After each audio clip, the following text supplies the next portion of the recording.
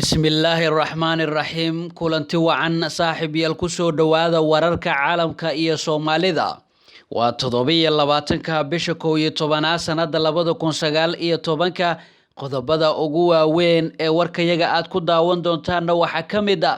dowladda federaalka oo amar culus ku soo rogtay dhuusamareeb iyo ciidamo lagu daadiyay iyo sidoo kale ahlu sunna oo si cad u diiday habraaca doorashada galmudug wafdi ka socda dowladda Qatar oo shir xasaasi ah la yeeshay Xasan Sheekh Maxamuud iyo waliba waxyaabaha laga wada hadlay oo aan halkan idinkugu soo gudbin doono muxuu sababsaday xeer ilaaliyihii qaranka ee xilka laga qaaday iyo xilka qaadistiisa oo Kenya fursad u siinaysa inay ku guuleysato kiiska badda haddaba sidee Kenya ay arintani uga saacidaysaa inay kiiska badda ku guuleysato xog xasaasi oo aan idinkaga hayna ayaan idin soo gudbin doonaa sidoo kale daawadayaal waxaad maqli doontaan kulan fashil ku soo dhamaaday oo Fahad Yaasiin iyo Axmed Madoobe ay wada yeesheen iyo qaybaha dambe oo aan idinkugu soo gudbin doona ra'iisul wasaare Khayre oo looga digay inuu xilka ka qaado wasiir Cawad xilli seeftiisa ay dul saaran tahay intaasi daawadayaal waxay ahaayeen qodobadii warka ugu waaweynaa aynu ku bilawnay amar ka soo baxay laamaha ammaanka magaalada Dhuusamareeb ee hoostaga dowladda federaalka ayaa lagu mamnuucay shirarka aysan ka warqabin ee lagu qabanayo goobaha hoteelada iyo maqaaxidaha magaalada warbaahinta ayaa ogaatay in si gaar ah amarkan loola wadaagay milkiilayaasha hoteelada ku yaala magaalada Dhuusamareeb amarkan oo ka soo baxay saraakiisha ciidamada dowladda federaalka ee ku sugan magaalada Dhuusamareeb ayaa milkiilayaasha hoteelada magaalada waxa looga digay in hoteeladooda aan lagu qaban karin shir aan ogolaansho ka haysan iyaga ama lidi ku ah dowladda federaalka ee Soomaaliya amarkan ayaa ku soo aadaya iyadoo magaalada ay kulamo uga socdaan hoggaanka ahlu sunna kuwaas oo ka arinsanaya wixii ay ka yeeli lahaayeen talaabadii uu shalay qaaday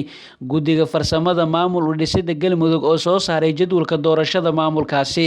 sidoo kale waxaa jira siyaasiyiin ka soo jeeda deegaanada galmudug kuwaas oo iyagana Dhuusamareeb ka wada kulamo ay ugu arinsanayaan hanaanka ay saameyn ugu yeelan lahaayeen maamulka la dhisayo galmudug ciidamada dowladda Soomaaliya ayaa sidoo kale lagu daadiyay inta badan goobaha muhiimka ee magaalada ku yaala dhinaca kalena wararka naga soo gaaraya magaalada Dhuusamareeb ee xarunta maamulka galmudug ayaa waxa ay sheegayaan in ururka ahlu sunna ay ka soo horjeesteen habraaca doorashada maamulka galmudug ee dhawaan ay ku dhawaaqday guddiga dowladda ee magacowday xildhibaan shaacir sheego maxamed oo kamid ah ahlu sunna isla markaana kamid ah baarlamaanka galmudug ee waqtigiisu dhamaaday ayaa waxa uu sheegay in dhammaan ahlu sunna ay ka soo horjeedaan talaabooyinka guddiga dowladda xildhibaanka ayaa sidoo kale xusay in shaqadiisa uu qabsan doono guddiga doorashooyinka galmudug ee uu magacaabay madaxa xukuumadda galmudug Sheekh Maxamed Shaakir Cali Xasan hadalka xildhibaanka ayaa yimid xilli lagu wada in ahlu sunna ay go'aan ka dhan habraaca doorashooyinka maamulka galmudug ee dowladda Soomaaliya ay kaga dhawaaqaan magaalada Dhuusamareeb saacadaha soo socda dhinaca kalena dowladda Qatar mas'uuliyiin ka socda ayaa la soo sheegayaa inay shir qarsoodi ah la yeesheen madaxweynihii hore ee Soomaaliya Xasan Sheekh Maxamuud waxaa la soo sheegayaa in kulanka uu ka dhacay gudaha Muqdisho taas oo warar iskhilaafsan ay ka soo baxayaan waxa looga hadlay wasiiru dowlaha madaxtooyada xukuumadda Dooxa ayaa kamid ah wafdiga Xasan Sheekh la kulmay warar ayaa sheegaya in hoyga Xasan Sheekh Maxamuud uu kulanka ka dhacay isla markaana Qatar ay dalbatay in mucaaradnimada ay joojiyaan isaga iyo Sheekh Shariif Sheekh Axmed qaar ka mid ah xisbiyada Soomaaliya ka jira ayaa la sheegay in Qatar ay dhabarjibin ku sameynayso taas oo durba shaki ka dhex dhalisay saaxiibada ay madasha xisbiyada ku wada jiraan qaarkood ilaa iyo hadda si cad looma faahfaahin ujeedada keentay in wafdi ka socda dowladda Qatar ay kulan gaar ah la yeeshaan madaxweynihii hore ee Soomaaliya Xasan Sheekh Maxamuud oo hadda kamid ah mas'uuliyiinta ugu sareysa xisbiga madasha xisbiyada qaran kaas oo ka horjeeda dowladda federaalka ee Soomaaliya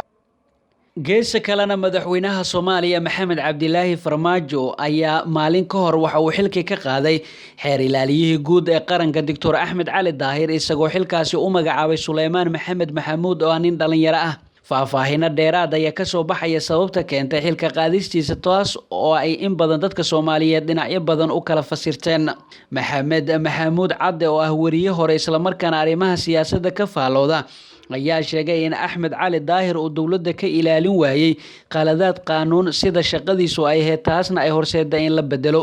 xeer ilaaliyaha qaranka Dr. Axmed Cali Daahir waxa uu ku fashilmay inuu dowladda ku ilaaliyo qaanuunka oo aysan saameyn xadgudubyo balse waxa dhacay waxa aan la filayn kuwaas oo markii dambe sababay in maxkamadda lala tiigsado xukuumadda iyo waliba adduunyada ay ka yaabto qaladaadka qaanuuniga ee dalka ka dhacaya ayuu yiri Maxamed Cadde. Dowladda waxa ay sameysay xadgudubyo waaweyn oo dastuuri ah waxaana loo baahnaa inuu waxaasi uu kala taliyo kana horjoogsado. Sidoo kalena waxaa jira kiisas badan oo dowladda ku furan sida dad la dilay, dad la hor istaagay. Arrimahaas oo dhan waxay ahayd shaqadiisa inuu qaanuunku waafajiyo kana tala bixiyo ayuu yiri Maxamed Maxamuud Cadde.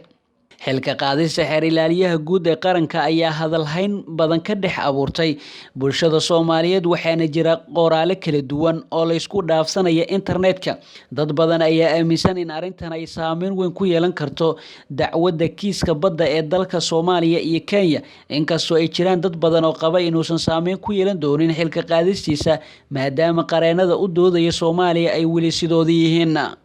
dhinaca kalena kadib markii madaxweynaha Soomaaliya Maxamed Cabdilaahi Farmaajo uu xilkii ka qaaday xeer ilaaliyihii guud ee qaranka Soomaaliya Axmed Cali Daahir isla markaana uu magacaabay xeer ilaaliye kale ayaa waxa arintaasi dhaliilay aqoonyahan Soomaaliyeed. Professor Xasan Sheekh oo kamid ah aqoonyahanada Soomaaliyeed ayaa sheegay in xeer ilaaliyihii xilka laga qaaday Soomaaliya uu muhiimad ugu ahaa arinta badda, waxaana uu sheegay in shakhsigaasi uu ahaa xog ogaal isagoo tilmaamay in wax badan ka ogaa arrimaha kiiska badda ee u dhaxeeya Soomaaliya iyo Kenya. Waxa uu tilmaamay inuu hayay howlihii ugu muhiimsanaa ee dalka waxaana uu dowladda ku eedeeyay in rabitaan qof ee shaqadii looga eriyay xeer ilaaliyaha qaranka Soomaaliya.